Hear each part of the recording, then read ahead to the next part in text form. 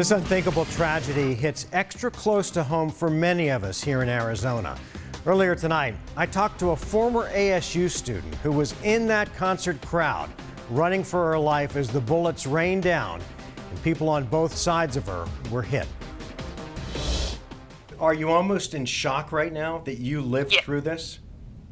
I'm in crazy shock because people, as my husband and I were running out, were getting shot down next to us. As a mom, what is going through your mind at that point when people are being gunned down all around you and you're running for your life? The first thing that happened when we were ducking behind the cop car, my husband and I was trying to call my mom because my parents were watching the kids while we were there, and I couldn't get a hold of her, and I was breaking down to my husband saying, we're never going to see our kids. Like, I'm never going to see our kids anymore.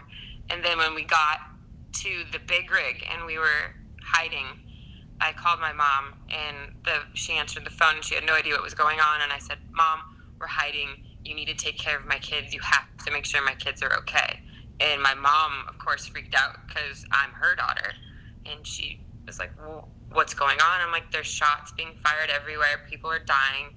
You have to take care of my kids. I don't think Colin and I are going to make it. Any thoughts on why you and your husband were able to make it and so many others didn't? Luck.